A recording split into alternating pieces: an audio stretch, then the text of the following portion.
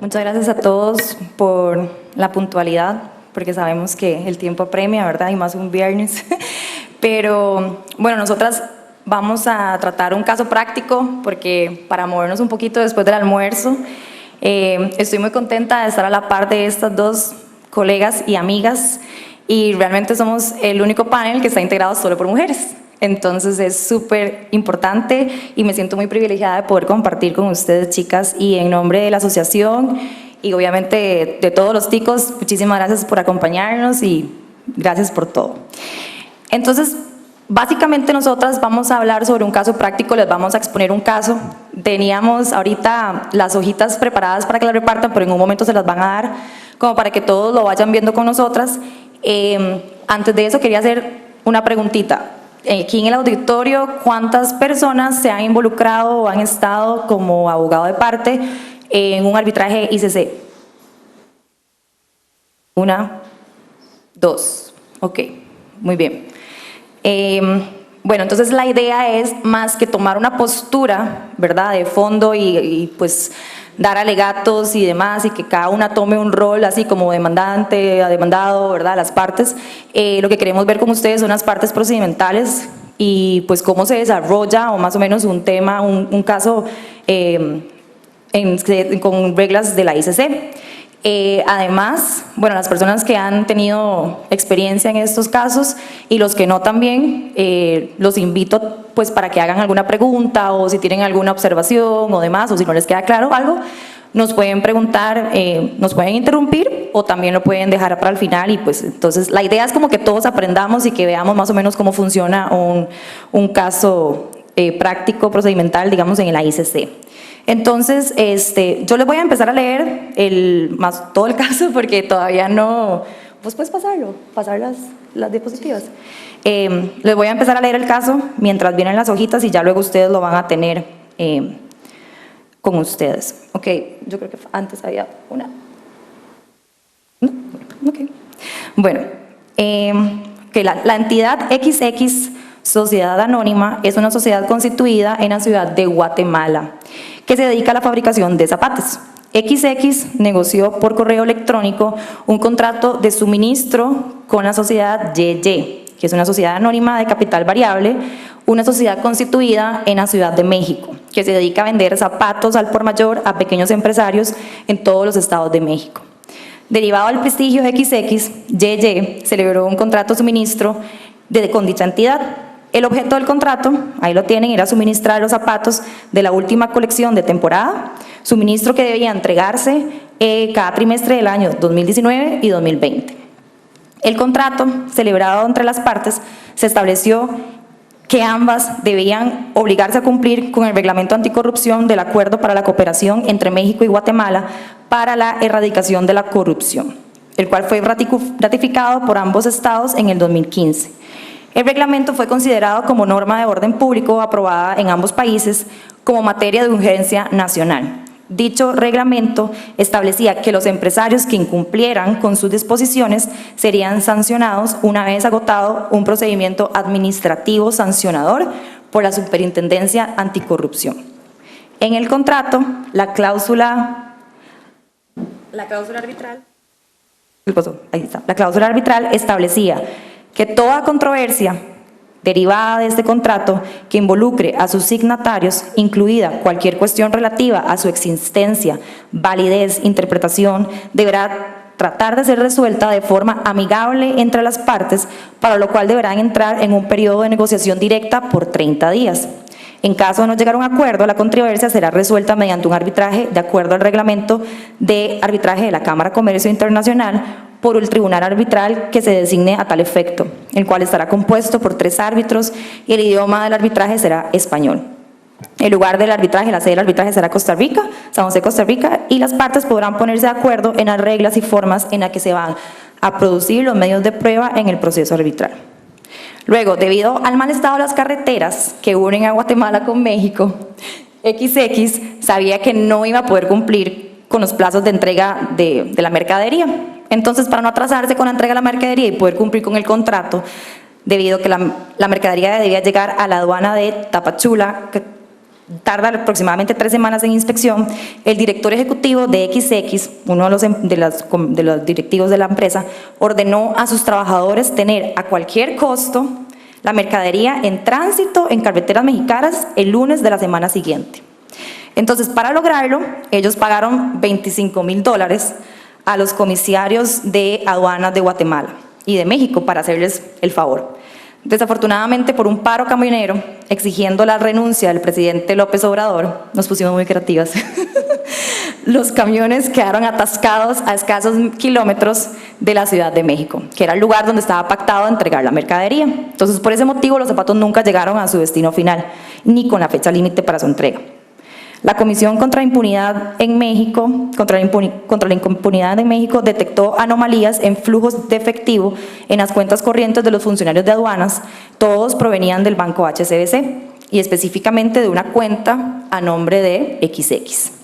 Entonces, de manera precautoria y con incoación de expediente sancionador iniciado por la Superintendencia Anticorrupción por incumplimiento del reglamento anticorrupción para el Acuerdo para la Cooperación entre México y Guatemala para la erradicación de la corrupción, se decidió suspender la licencia exportadora de la compañía XX e inmovilizar todos sus activos en el territorio guatemalteco y mexicano. Lo cierto del caso es que el presunto acto de corrupción salió en todas las noticias, en todos los periódicos de Guatemala, México y la región. Curiosamente, en el encabezado de las noticias no solo aparecía el nombre de XX, sino también el nombre de YY, porque estaba involucrado en la controversia, puesto que los zapatos iban a llegar al destino de esa empresa. El 5 de agosto del 2019, YY presentó la solicitud de arbitraje en contra de XX por incumplimiento del contrato, por la falta de entrega de los zapatos en los plazos acordados y por daños a su reputación al verse involucrada en actos de corrupción de los cuales no tuvo participación alguna.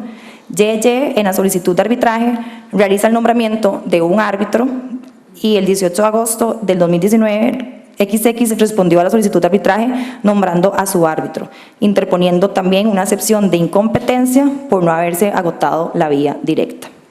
Okay, entonces, todo esto es el caso, es un poco extenso y bastante creativo, pero en realidad, bueno, nosotras sí hemos tenido también experiencia en casos ICC, no muchos, ¿verdad? Pero tenemos experiencia y más o menos sabemos cómo es la conducción del proceso en general. Entonces, la idea, lo que queremos es que, ya habiendo leído el caso y que hayamos entendido un poco la controversia, entonces, obviamente, para empezar, lo primero que se debe hacer es la solicitud de arbitraje.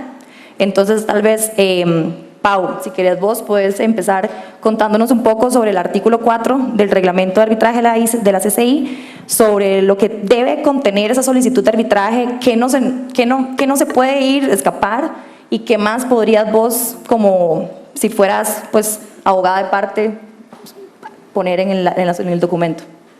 Bueno, buenas tardes, muchas gracias a CIA por la invitación, a Silvia y a Verónica por compartir este panel. La dinámica que queremos generar es un poco más de discusión con ustedes, así que cualquier comentario es bienvenido, cualquier comentario adicional a la solicitud de arbitraje que ustedes consideran que haríamos de agregar, también súper bienvenido. Entonces, como dice Silvia, la solicitud de arbitraje está regulada en el artículo 4 del reglamento de la ICC. Ese es básicamente un checklist que uno hace cuando presenta la controversia. La solicitud de arbitraje se presenta ante la Secretaría de la Corte de la Cámara de Comercio Internacional del país en donde ustedes estén litigando. Entonces, en mi opinión, lo más importante para presentar la solicitud de arbitraje, además de identificar correctamente a las partes en la controversia, es describir la naturaleza de la controversia y las circunstancias que dieron origen a la misma. El reglamento también nos exige que tenemos que hacer una indicación de todas las pretensiones que buscamos en el arbitraje.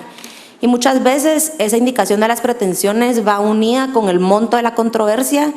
Y en mi experiencia, definir el monto de la controversia ha sido un tema súper controvertido cuando uno discute ese tema con el cliente, porque hay veces que no saben asignarle un valor monetario a un daño que les ha causado, o en este caso, por ejemplo, al tema del daño reputacional, ¿verdad? Que a veces es mucho de una cuantía indeterminada o eso se quedará a criterio de un experto. Y este tema para mí es algo que tenemos que prestarle atención al momento de hacer la solicitud de arbitraje, porque también va relacionado con el tema de los gastos y los costos del arbitraje que tenemos que calcular de conformidad con el arancel del centro, y que en este caso tenemos la calculadora de la CCI, ¿verdad? Entonces, hay casos en donde cuando la cuantía es determinada, sí podemos fijar previamente con anticipación, decirle al cliente: este es el monto que necesito que ustedes desembolsen para hacer el pago y poder presentar la solicitud de arbitraje. O hay veces que, como es de cuantía indeterminada, queda a discreción de la Corte, o bien aplicando otros reglamentos y otros centros de arbitraje. Por ejemplo, en Guatemala queda a discreción de la Junta Directiva, de la Cámara de Industria o de la Cámara de Comercio, ellos fijar el monto.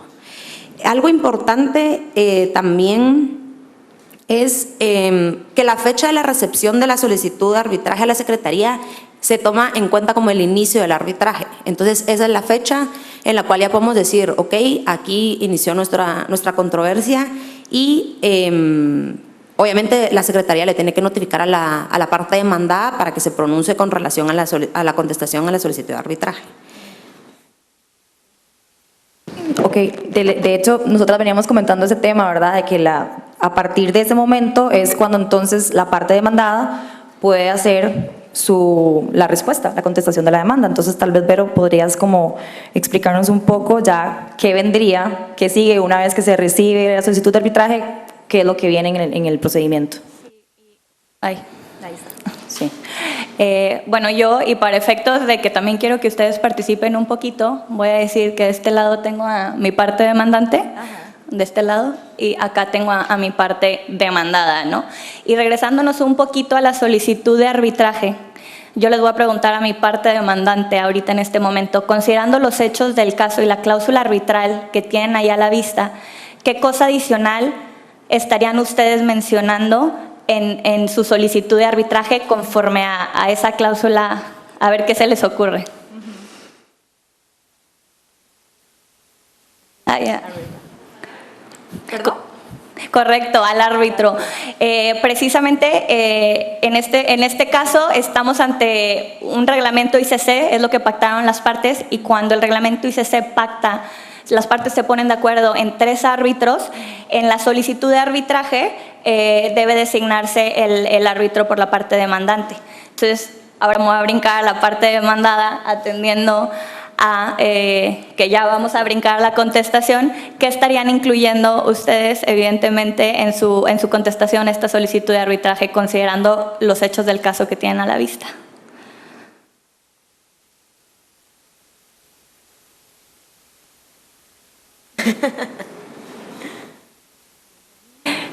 ¿Allá?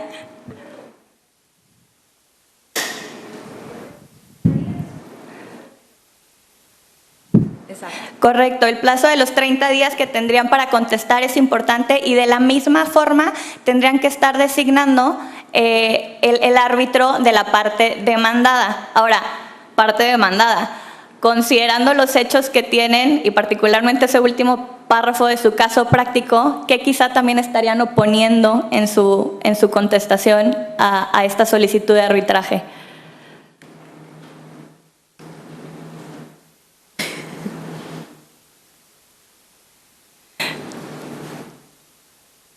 Anímense, anímense. Mariela. Correcto. Falta de legitimación, sus defensas, incluyendo, por ejemplo, cualquier oposición a la jurisdicción del tribunal arbitral, la estarían haciendo valer en ese escrito de contestación. Aquí tenemos, y en los hechos que les están planteando, una cláusula escalonada, y más adelante vamos a profundizar en este tema, pero lo que quiero, y a la hora que yo les pregunto a ustedes, es precisamente conforme a la primera pregunta que hacía Silvia, pues a lo mejor no todos hemos estado en un procedimiento y se nos vende mucho la idea de que el procedimiento arbitral es solo esta gran audiencia arbitral donde tienes al tribunal y estás haciendo tu contrainterrogatorio y los dejas boquiabiertos y básicamente el tribunal decidió el caso después de ese excelente contrainterrogatorio que hiciste.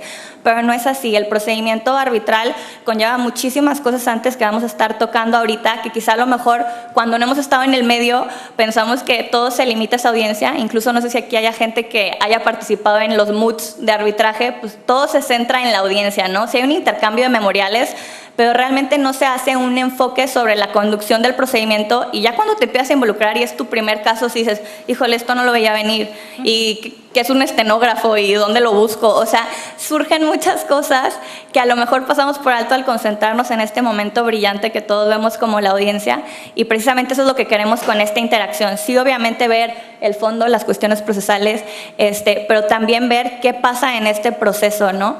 Ahorita ya concluimos solicitud, ya presentamos contestación, ¿qué seguiría? Ajá. Tal vez, como comentario, con Verónica estábamos hablando que si se dan cuenta en el última oración del caso, la persona que lo redactó utilizó la palabra excepción de incompetencia, y que eso pueda, lo estábamos discutiendo porque cuando Vero escuchó excepción de incompetencia, como que a él le chocó y dijo, bueno, pero eso es más como un tema procesal civil en donde yo interpongo una excepción en un litigio, en un juicio ordinario, ¿verdad? Entonces, la forma en la que el demandado se opone a la jurisdicción, se opone al arbitraje, puede que haya veces que esté reglamentado específicamente en los reglamentos cómo se tiene que hacer ese mecanismo, o bien como lo dice el reglamento de la ICC, simplemente establece que puede hacer valer sus excepciones en cuanto a la validez de la cláusula arbitral o en cuanto a un tema de la competencia como tal. Entonces, aquí fue un tema cultural que nos gustó también comentarlo con Vero, que al final eso también pasa mucho en los escritos, ¿verdad? Que las palabras que nosotros estamos acostumbrados a utilizar probablemente para la parte demandada o la contraparte van a ser cuestiones totalmente distintas. Sí, perfecto. Sí, ok, entonces lo primero que tienen que hacer es presentar la solicitud de arbitraje, y ahí luego tendrán 30 días para poder formular su respuesta a la contestación de la demanda. También el artículo que es de la contestación de la demanda, no sé si acá, ajá, es el artículo 5, ajá. Ok, el artículo 5 es el que pues también tiene la lista que se tiene que presentar con todos los documentos y demás, pues para poder formular la contestación de demanda correctamente. Además, bueno, ahí pusimos unos ejemplos como si fueran la designación de los árbitros, porque el tercer árbitro lo designaría entonces la Corte. Y la Corte tiene una lista de árbitros que pues son los que están autorizados, ¿verdad? Entonces, sobre esa lista, las partes obviamente designarían su árbitro y la Corte designaría el tercero. Luego de eso, ajá.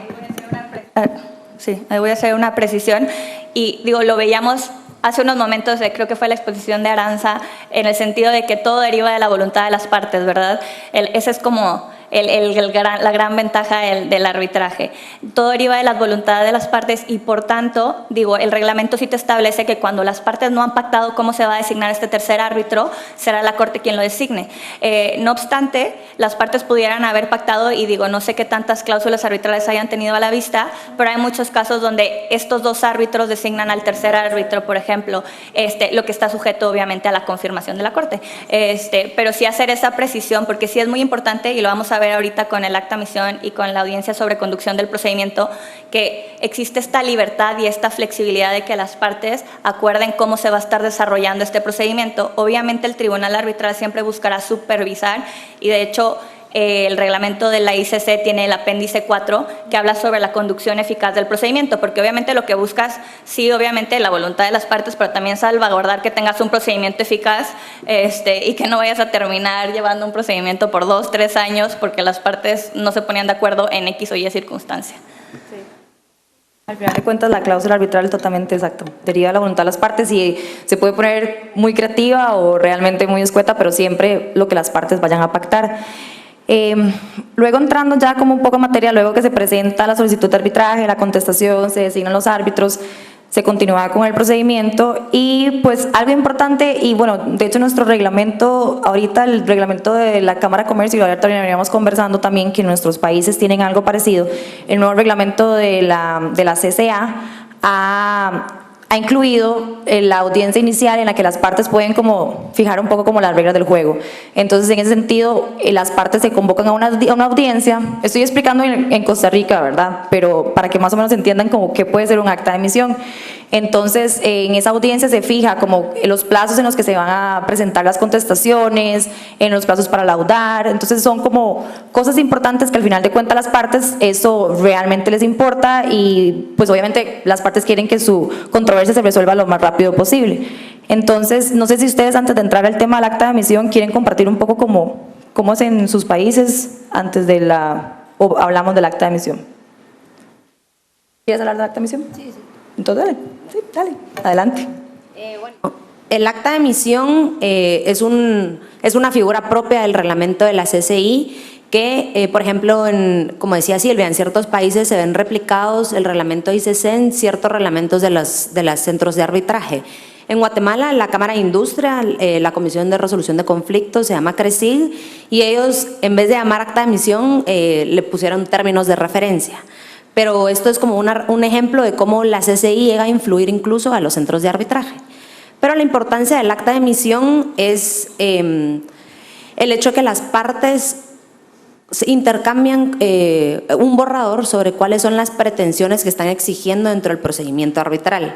Entonces ahí deben quedar exactamente cuáles son las pretensiones de las partes, el monto de la controversia, específicamente qué es lo que le están solicitando al tribunal arbitral.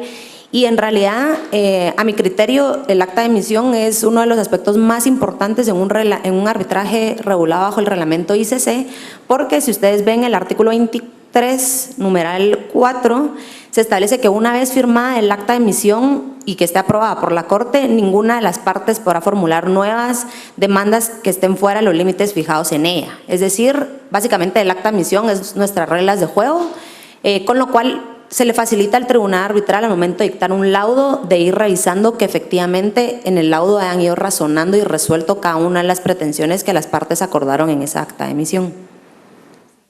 Nada más como antes de entrar a que Vera nos explique un poco más de eso, de hecho en una práctica, en un caso en el que estoy involucrado, se hablaba un poco de que en el acta de admisión se habían fijado los plazos para la recepción de las contestaciones, las resoluciones.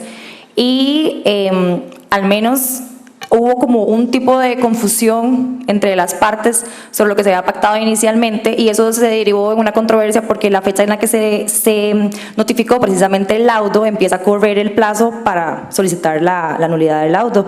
Entonces se tuvo que retomar el tema del acta de admisión, revisar otra vez las partes, pedir a la Corte que interviniera y que casi que emitiera, no una nueva acta, pero que emitiera casi que una corrección sobre, o una aclaración más bien sería, sobre lo que se había pactado inicialmente entre las partes. Entonces, siempre es muy importante que todos siempre tengan claro qué es lo que se va a pactar y cómo, de qué manera, y que si no tienen claro lo que se está manejando, entonces mejor como en el camino, pues se vayan más o menos entrando a detalle. Acá atrás, Vero nos preparó un ejemplo de lo que sería más o menos la orden número 1, que vendría a ser como la... Digo, y brincando ya un poquito del tema, y digo, yo creo que a mí en lo personal, el tema de la orden procesal número 1 es uno de los temas que más me gusta, porque realmente es que las partes fijen sus reglas del juego, ¿no? Cómo van a conducir su procedimiento. Y pocas veces... y regresando al tema de los moods, se le presta atención a esto, ¿no? Como que todo el enfoque está puesto en la audiencia y realmente definir bien las reglas del juego es clave en cualquier arbitraje. Y digo, quiero aprovechar para preguntarles, no sé, parte demandante, parte demandada, ¿qué se imaginan que debería de incluir esta orden procesal número 1? Obviamente considerando que bajo el reglamento CCI hay una... pues como audiencia llamada, dependiendo de cómo se acuerde, un Skype, lo que sea, que se pactan las reglas sobre la conducción del procedimiento, la conferencia sobre conducción del procedimiento, posterior a la cual se emite la orden procesal número 1 y el calendario procesal. Generalmente, previo a esta llamada, las partes ya estuvieron tratándose de poner de acuerdo en ciertos puntos que ya tienen en común, algunos términos que ya están definidos donde no hay conflicto, para ya no llegar en esa llamada con el tribunal arbitral a quitarles todo el día discutiendo cosas que a lo mejor ya podrían tener resueltas y sobre las cuales no tienen ningún tema. Entonces a mí sí me gustaría saber de ustedes qué es lo que se imaginan que se ponen de acuerdo las partes en esta etapa. demandante. La parte demandante. ¿Quién quiere participar?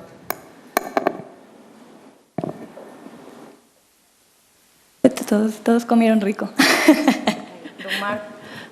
Don Marco. A él. Yo me conozco la gente aquí.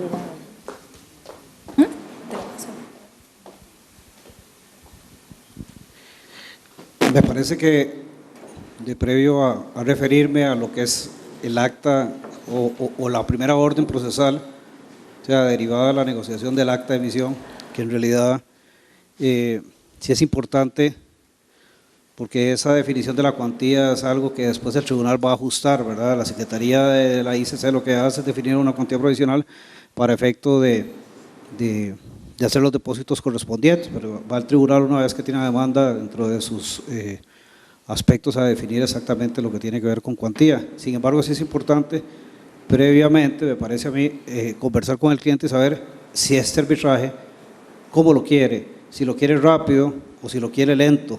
¿Por qué? Porque precisamente dos aspectos, y tenía razón la exponente en el sentido de la importancia que reviste el acta de emisión. Aquí la estimada colega que preside aquí ha participado conmigo en esos procesos, sabe lo que significa definir un acta de emisión, es prácticamente cuál va, poco la estrategia que uno va a llevar el proceso, si lo va a dilatar, si lo va a abreviar la mayor, lo mejor que pueda, y definir el calendario procesal.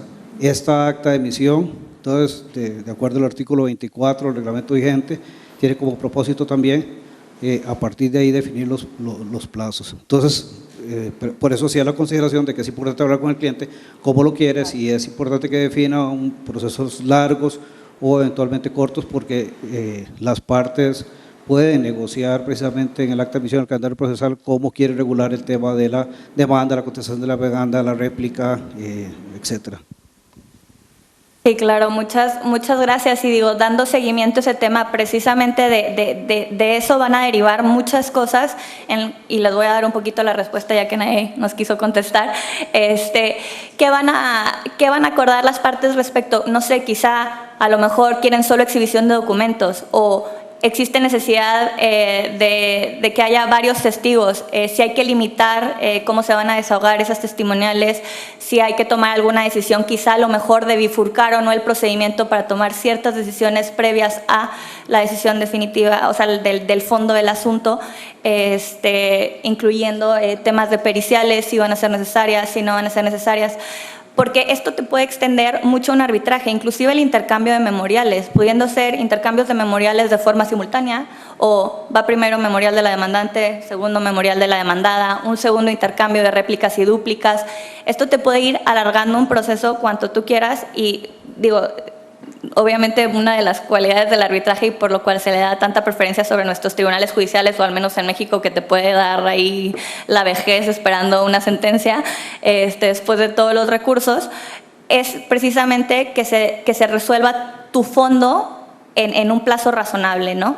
Entonces sí va muy de la mano qué es lo que quiere el cliente, qué es lo que se quiere probar, cuáles son estas pretensiones, para también acotar, y esto va a ser motivo de esta orden procesal, que va a integrar pues los puntos principales, tanto de documentales, testimoniales, periciales, qué fechas se van a intercambiar los memoriales, para establecer ya el calendario procesal final, incluyendo una fecha tentativa de audiencia. Tomando en cuenta la cláusula arbitral que tenemos en el caso, si se dan cuenta aquí las partes en la cláusula arbitral se reservaron el derecho de ponerse de acuerdo sobre las formas en las que se iban a producir los medios de prueba en el procedimiento arbitral. Entonces, además del reglamento de la CCI, las partes en la cláusula arbitral se reservaron ese derecho, por lo que esa elección la deberían de hacer en esta etapa que estamos hablando ahorita. Y para comentarles algo que a mí me gustó de un caso en el que estoy involucrado precisamente en esta etapa procesal, fue que uno también puede anticipar cómo va a ser el litigio cuando uno está negociando con los abogados de la contraparte, cómo se va a conducir el procedimiento arbitral, porque muchas veces ahí se llegan a conceden cosas súper sencillas, como por ejemplo, cuándo se va a hacer la inspección al proyecto, fácilmente se ponen de acuerdo las partes, o uno también puede percibir cómo va a ser el litigio si de entrada se opone la contraparte a celebrar a cabo la audiencia a tal fecha, y al final eso también puede llegar a ser como un buen momento para anticiparse cómo van a ser las audiencias.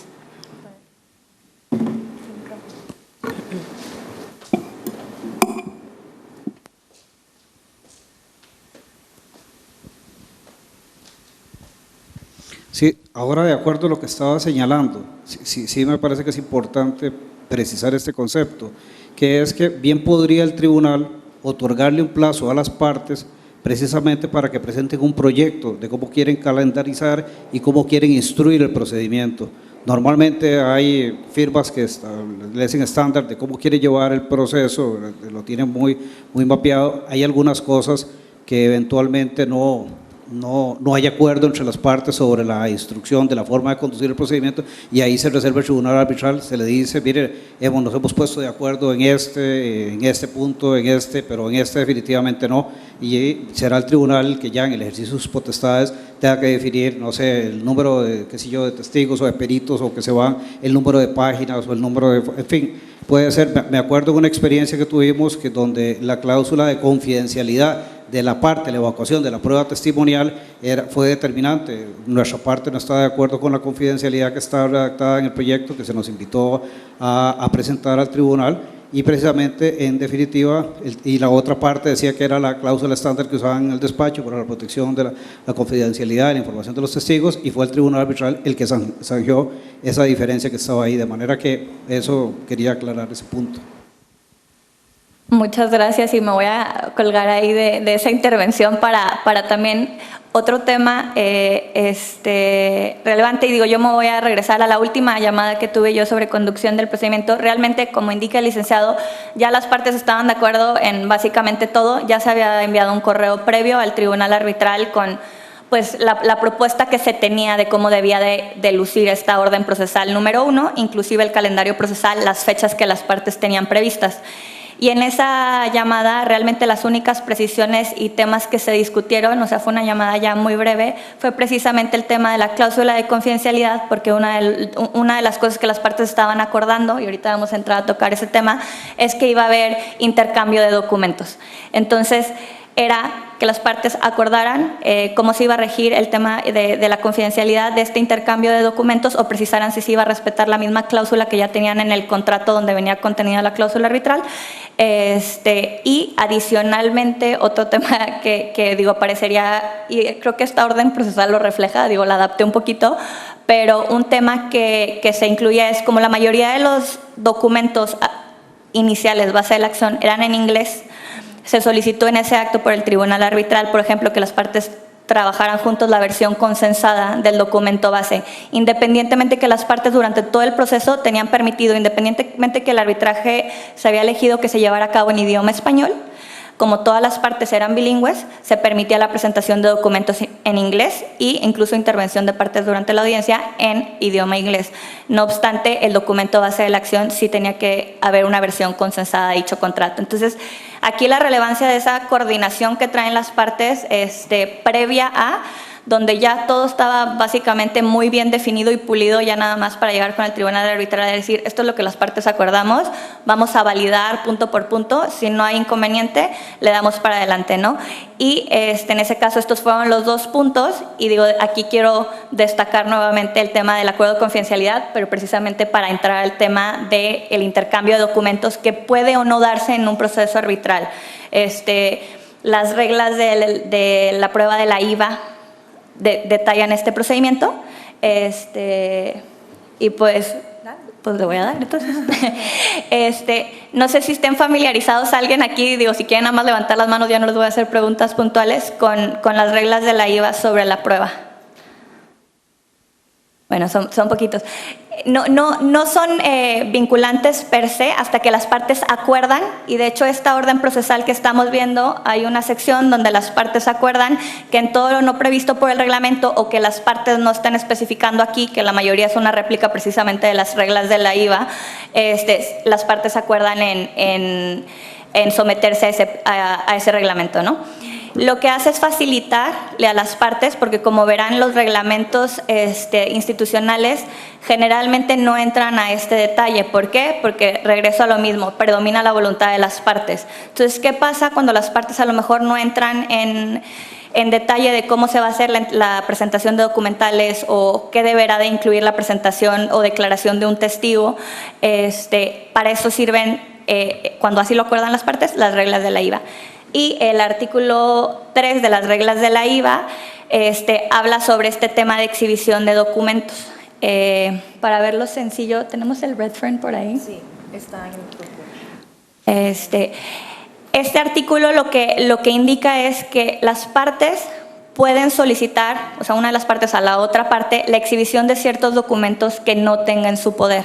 Evidentemente hay reglas para que esto suceda y cosas que yo tengo que acreditar a la hora de solicitar un documento, es decir, la relevancia que es necesario para acreditar ciertos elementos de mi acción, que no la tengo en mi poder, o que sería muy oneroso para mí hacerme de este documento cuando la otra parte sí lo tiene disponible. Y esto debe de presentarlo la parte demandante o la parte demandada a la hora que hacen este intercambio y hay un formato que ahorita queremos presentarles, que se conoce como el Reference Schedule, que es una tabla que permite facilitar este intercambio de solicitud de documentos. Son varias columnas donde en la primera se plantea esta solicitud, se exponen los motivos y lo mismo hace la otra parte, se intercambian y esto obviamente está dentro de los plazos de este calendario procesal, se exponen en su caso las objeciones de la otra parte a exhibir o no ese documento que están previstas, si mal no recuerdo, en el artículo 9 de las reglas de la IVA, y posterior a eso se vuelve a hacer un siguiente intercambio para que la otra parte vuelva a hacer un pronunciamiento y posteriormente esta tabla pasa al tribunal arbitral para determinar si califica o no que debe de presentarse esa prueba por la otra parte. Evidentemente, en cualquier momento de este intercambio, a partir de la solicitud, la otra parte puede, por voluntad propia, exhibir el documento que se le está requiriendo sin necesidad de oponerse. O sea, la oposición es si verdaderamente tienes alguna razón válida y vienen previstas en el artículo 9 para oponerte a exhibir tal documento, como sería, por ejemplo, que es información confidencial, que tiene temas políticos. Hay varias causales que están previstas para esta oposición. Y incluso, y esto es importante, el tribunal arbitral, y cuando así se establece, puede tomar opiniones adversas contra la parte que se niega a exhibir determinado documento cuando se le ha solicitado ya por el tribunal arbitral. Ahorita la vamos a proyectar. No sé si quieras tú precisar algo de... No, yo creo que lo dejaste súper claro, pero al final, como vamos a poder ver en un par de momentos, la última columna es la decisión del tribunal arbitral en la cual se manifiesta con relación a si sí se debe exhibir el documento o no debe de exhibirse. Y al final, pues, esa es la decisión que las partes tienen que tomar en consideración y eso se diligencia dentro del periodo que las partes habían fijado en las fechas del acta de emisión.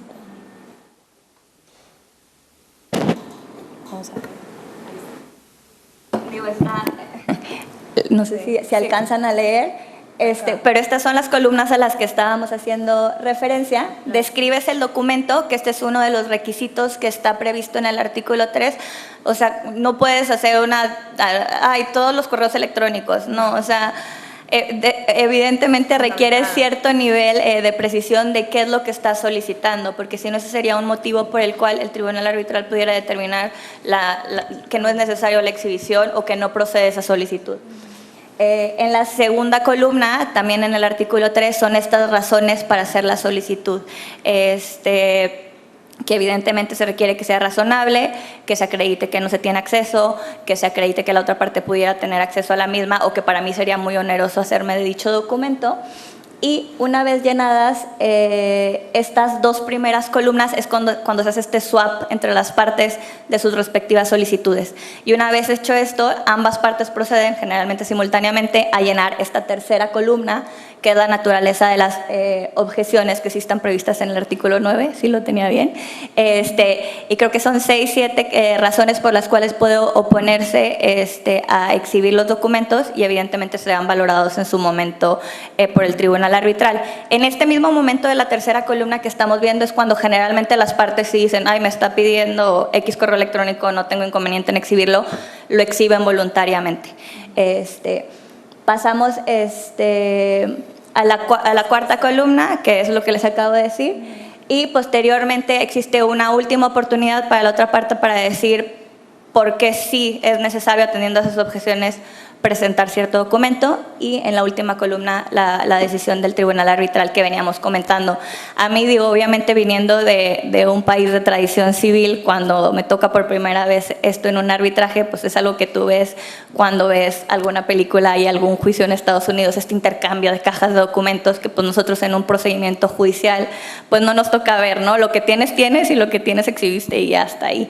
Entonces, es un tema relevante, incluso tan relevante que recientemente tuvimos ya la publicación de las reglas de Praga, que buscaron limitar un poquito más el scope, obviamente por países de una tradición civil, para este tema de intercambio de documentos. Pero bueno, no sé si tú quieres agregar ahí. Sí, solo tal vez para consultarles a los que sí han llevado un arbitraje bajo este reglamento, en cuántas ocasiones el tribunal arbitral sí ha concedido la mayoría de los documentos que se solicitan, porque en mi experiencia, en los casos que he estado involucrada, el tribunal básicamente deniega la mayoría de las solicitudes y se limita únicamente a un par de solicitudes de documentos que sí son relevantes, con la finalidad de que las otras partes no lo objeten, pero en mi experiencia no ha sido una respuesta tan favorable por parte del tribunal en donde accede a todas las peticiones de las partes. Entonces, no sé si alguien nos podría contar su experiencia.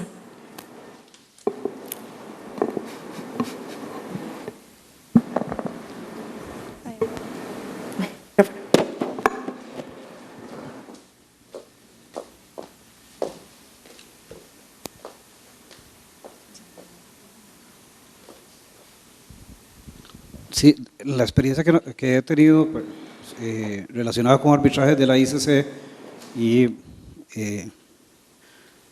sí hemos adoptado, y es una posición muy personal, sí hemos adoptado el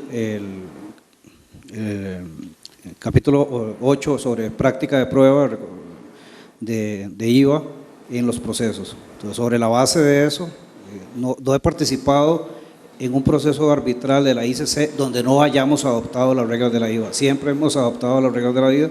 Me parece que son muy cómodas, es mucho confort, ¿verdad? Mucha amplitud, tanto para lo que es la prueba documental como para lo que es los contrainterrogatorios de testigos y de peritos, y la verdad es que es muy amplio, por lo menos en la experiencia que tengo.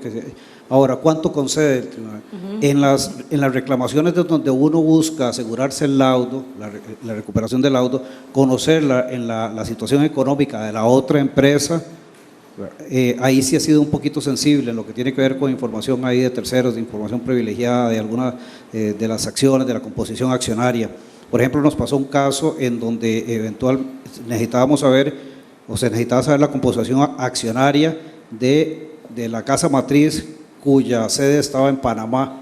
Y bueno, ahí había información sensible porque el artículo 6 de la Ley de Fundaciones de Interés Privado establece una multa de $50,000 para aquel representante de una fundación que revele información. Entonces, por ejemplo, ahí el tribunal hace un acto razonable y dice sobre esa parte no. Entonces, esa parte sí es muy sensible. Ahora, con lo que tiene que ver con la discusión, en el caso nuestro, que son arbitrajes de construcción o contratos de ingeniería, sí, la documentación que tiene que ver con memorias de cálculo, con planos, que tiene que ver con toda la información que sirvió de base para ofertar o para ejecutar, etcétera, sí normalmente el tribunal ha sido muy amplio en concederlo. Es cuando es información sensible de esta naturaleza, en la experiencia personal. No sé si hay algún otro comentario. Yo sí, muy acertado el comentario del licenciado. Yo también he tenido experiencias muy favorables en el intercambio de documentos, generalmente se conceden. Y yo creo que va muy de la mano en el conocimiento que tenga uno de pues, las disposiciones de la IVA que acordaron las partes que les aplicaría, ¿no?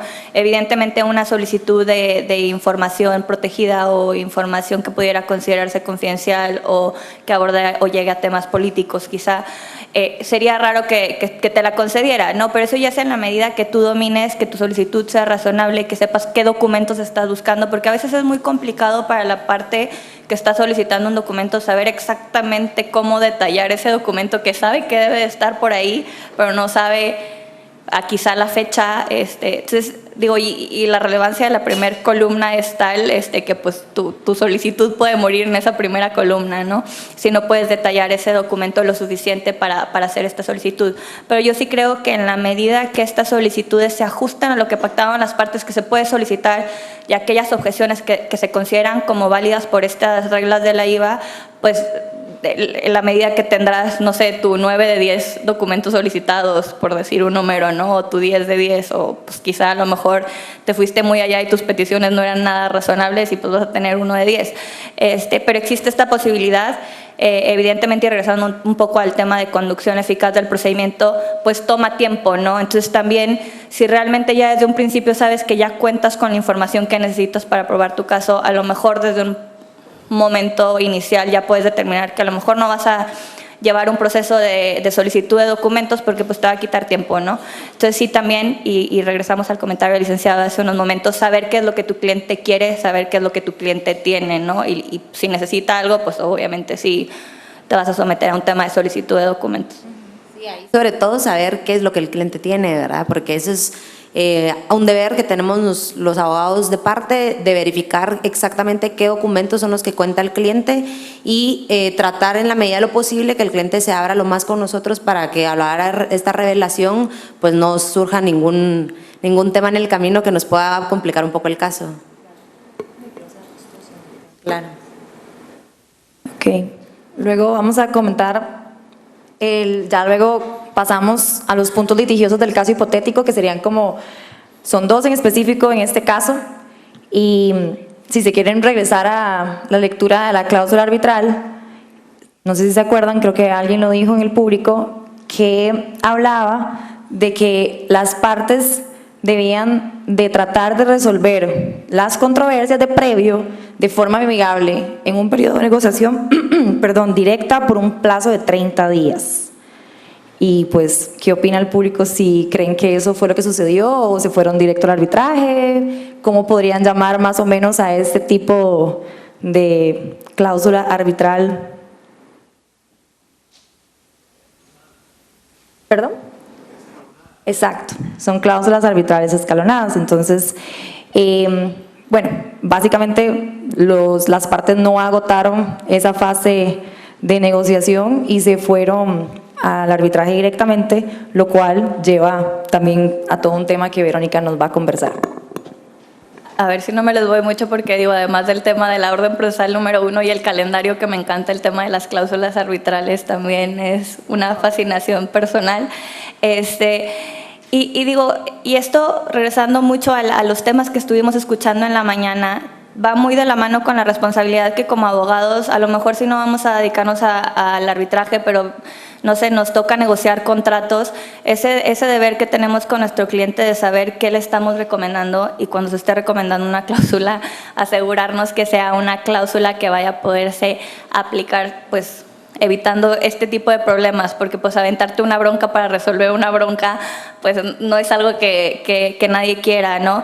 Y sucede mucho, y yo creo que, y nos gustó este ejemplo para el caso hipotético, sucede mucho con cláusulas escalonadas mal redactadas, cláusulas escalonadas que quizá en algunas instancias, digo, aquí sí hay un límite, creo que son 30 días que establece esta cláusula, pero que a lo mejor lo dejan abierto y entonces, oye, ¿cuándo sí o no?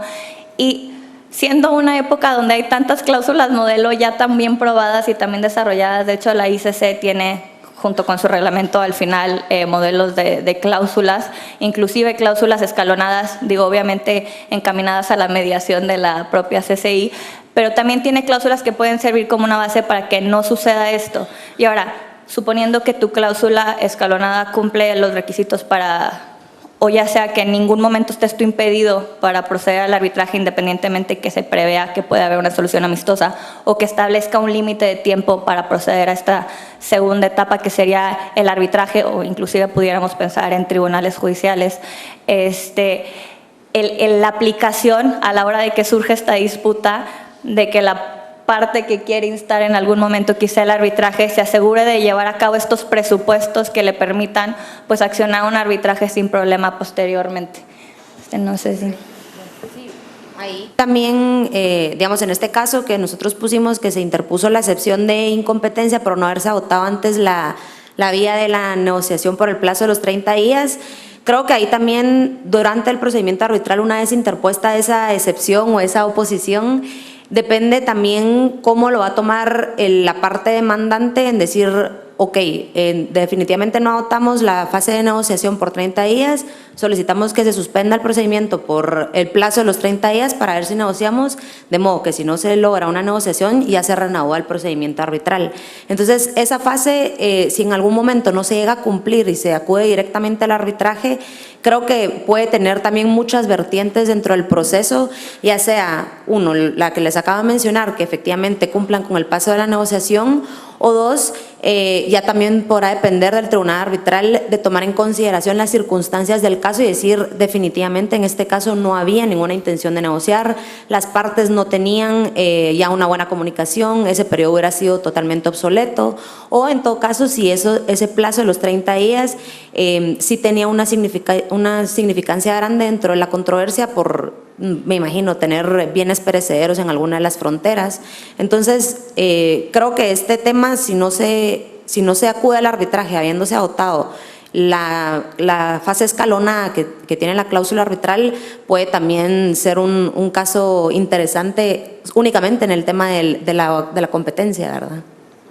Y digo, como otro ejemplo, y porque lo estoy viviendo actualmente, también las cláusulas, por ejemplo, a lo mejor que te distinguen entre las materias que están sujetas a alguna forma de resolución y a otra, que tienes la composición amigable o un intento de negociación como lo que estamos viendo aquí, y luego tienes el experto independiente para asuntos técnicos, y luego tienes el arbitraje, y esto crea para todas las disputas que puedan surgir en base o en relación a ese contrato, ¿no? En específico. Entonces surge este tema de agoté el experto independiente, no son meramente asuntos técnicos, había un tema de derecho, no, que evidentemente cuando eres la parte demandante y estás preparando tu caso, debes de tener en consideración tanto para la redacción de las pretensiones como para asegurarte que cumpliste con todos estos presupuestos que la propia cláusula arbitral que pactaste te está estableciendo. ¿Para qué? Para evitarte precisamente ya dentro del arbitraje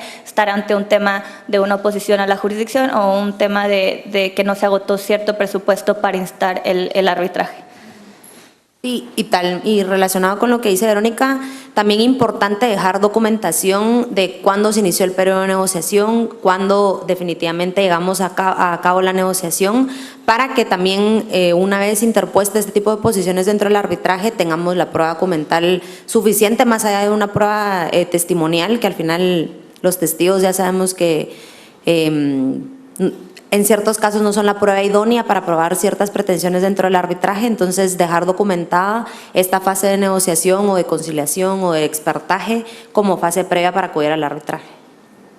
Si quieres empezar a hablar de los actos de corrupción, que también es otro punto litigioso curioso dentro del caso hipotético. No, en este caso, ustedes vieron que le hicieron el favor en las aduanas para pasar la mercadería. Yo creo que el tema de los actos de corrupción es un tema totalmente distinto al que estamos abordando en este caso, pero únicamente como introducirlo sin entrar al fondo del tema, que yo creo que aquí más nuestras amigas peruanas pueden comentarnos sobre el caso de la corrupción. Ver en qué momento se puede invocar un posible acto de corrupción y ver también de qué forma va a afectar eso dentro del procedimiento arbitral, porque puede ser de que el contrato se originó como un favor, como un acto de corrupción y por lo tanto la cláusula arbitral iba viciada del acto de corrupción, o bien si el contrato y la cláusula arbitral estaban perfectamente redactados sin ningún vicio y durante la tramitación de la ejecución del contrato o incluso durante el arbitraje se dio un acto de corrupción y se invoque ahí una causal para cuestionar si el tribunal arbitral tiene competencia o no para entrar a conocer sobre el caso. Pero creo que eso sí es tema de otro panel y ese tema da mucho a discutir, pero lo introdujimos a modo de ver si en la fase previa, en la oposición de la jurisdicción, también se podrían incluir este tipo de excepciones. Y bueno, digo, ya llegando a estos temas, pues ya sería aquí este momento y digo, viendo esta, pues yo le llamaría el procedimiento muy abreviado que acabamos de tratar de hacer un ejercicio aquí con ustedes el día de hoy, llegarías a este momento que es la audiencia. Digo, previo a la audiencia también hay ciertas conferencias preparatorias para coordinar ya los detalles últimos de la audiencia y digo yo, en lo personal, en la última no me tocó a mí coordinar estos detalles de la audiencia, pero con los abogados de la contraparte llegó a un punto tal de discusión de casi creo que cuál es el color de las servilletas que va a haber a la hora de la comida, que ya yo de broma le decía al compañero que estaba encargándose de este tema de la organización que era su segunda boda, porque casi lo fue, o sea, la organización de esa audiencia fue una audiencia de 4 días donde la contraparte ponía cada pero con cosas que decías tú, híjole, ni siquiera estamos hablando todavía del fondo y ya estamos teniendo problemas con qué se va a comer X o Y día. Pero sí, se hacen ya los últimos ajustes, se hace el calendario, bueno, más bien la distribución de cómo se van a desahogar las pruebas durante la audiencia, cuando, por ejemplo, hay testigos, peritos, alegatos, va a haber alegatos de apertura, no va a haber alegatos de apertura, va a haber conclusiones, no va a haber conclusiones. Y ya se llega a la audiencia con este orden establecido de cómo se va a desarrollar todo y pues digo, también atendiendo a los tiempos quizá de los testigos y expertos, ¿no? Que también es otro tema que hay que coordinar, que estén disponibles, que hablen el idioma, que si va a haber necesidad de traductores, que los estenógrafos estén presentes. O sea, ya son muchos detallitos que vienen ya para el tema de la logística de la audiencia, donde ahora sí pasa este momento mágico que todos hemos visto o que nos ha tocado a lo mejor quizá inclusive experimentar en algún que ya es esta discusión de los temas de fondo y forma, los argumentos de las partes y tratar de exponer lo mejor posible el caso al tribunal arbitral para que ya se vaya casi creo que con el proyecto del laudo en mente, ¿no? Sí.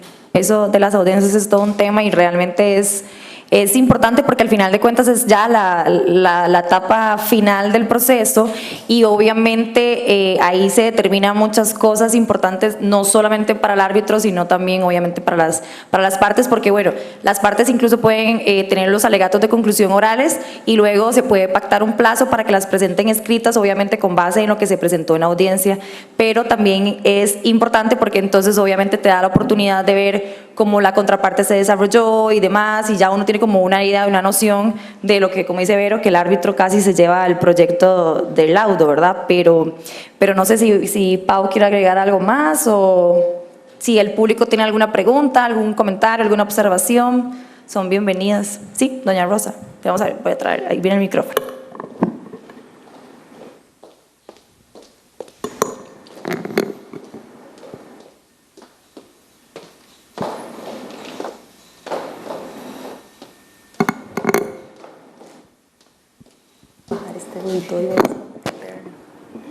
Buenas tardes. Quería preguntarle a las compañeras extranjeras, la señorita mexicana y de Guatemala, cómo funciona en sus países lo de la cláusula escalonada, en este caso, si está previsto lo de la obligatoriedad en el caso de este ejemplo, de la negociación o si se pone otro tipo de medio.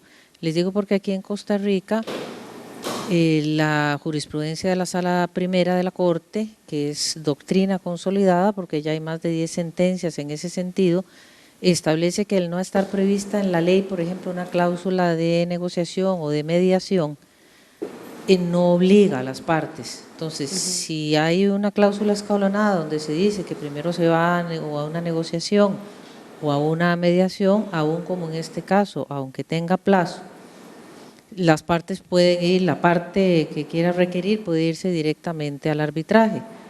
Al no ser jurisprudencia vinculante, la de la Sala Primera en nuestro país, no todos los centros tienen el mismo criterio. El criterio de la sala primera lo sigue CCA, pero SICA, por ejemplo, tiene otro criterio. Sí, las partes deben obligatoriamente agotar esa fase previa o esa solicitud previa, aunque lleguen y digan, sí, pero no quiero negociar.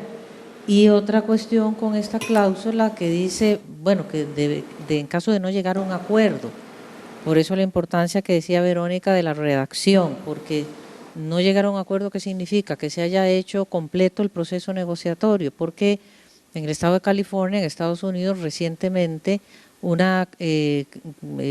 para establecer una mediación prelitigio, para no llamarla obligatoria o mandatory, se decía que para ir a la vía judicial las partes tenían que agotar el ir a una mediación, pero realizar un proceso de mediación. Entonces, una de las partes donde le incumplen el contrato requiere a la otra para ir a mediación y la otra le contesta por correo que no le interesa. Entonces se va a la vía judicial y el juez le dice no, porque la cláusula dice un proceso completo, o sea, tiene que verse agotado el proceso de mediación, lo cual está mal redactada y eso que es una ley, ¿verdad?, que está previsto así porque es una mediación obligatoria o prelitigio. Pero ¿cómo funciona en sus países eso con respecto, comparándolo con Costa Rica? Claro, muchas gracias por la pregunta. Y digo, yo desde mi perspectiva va muy de la mano con lo que comentaba Pau, en el sentido de, y también de la mano con el tema de la redacción. En México no tenemos como tal algún criterio vinculante al día de hoy respecto a la obligatoriedad, pero yo hago referencia en el sentido de cuando como tal tu cláusula arbitral te establece alguna instancia quizá previa o no te deja abierta la posibilidad de en cualquier momento acudir al arbitraje o no te limita el tiempo, dependiendo de esta redacción, agotarlo y documentarlo a efecto de reducir la posibilidad de esta oposición. A final de cuentas será el tribunal arbitral quien determine, como lo establecen los reglamentos, como lo establece la convención, sobre su propia competencia, si se agotó o no, pero más que nada yo creo que, digo, atendiendo a que no existe este criterio en México sobre la obligatoriedad o no, es desde la perspectiva del abogado de parte, el tomar las medidas y documentar en la manera de reducir esta posibilidad de que surja esta oposición. Digo, a final de cuentas el demandado, y cuando a lo mejor el tema de forma es lo único que tiene y no de fondo, va a ir por todas, ¿no? Digo, nosotros lo decimos un poquito más vulgar en México, pero es eso, ¿no? Cerrar puertas, porque la oposición va a venir. O sea, no sé si tú quieras. Muchas gracias por la pregunta. Y en Guatemala no han sido las cortes quienes han regulado el tema, sino han sido precisamente los centros de arbitraje. Y sí tengo conocimiento en un caso en donde el centro de arbitraje, al momento de hacer la calificación de la demanda, que incluso no sé cómo funciona en sus países, pero en Guatemala te tienes que esperar un ratito a ver si por lo menos te pueden recibir los documentos. El centro de arbitraje sí tomó en consideración la forma en la que estaba redactada la fase previa al arbitraje, y en ese caso era un caso similar como el que tenemos aquí, en donde sí utilizaron un imperativo en donde decían deberán acudir a una fase de negociación. Entonces se le consultó al abogado que estaba presentando el documento si habían acudido a la negociación previa, y pues en ese momento tuvo que decir la verdad y le regresaron la demanda y tuvieron que acudir a la fase de negociación, y ya después sí recibieron la demanda arbitral.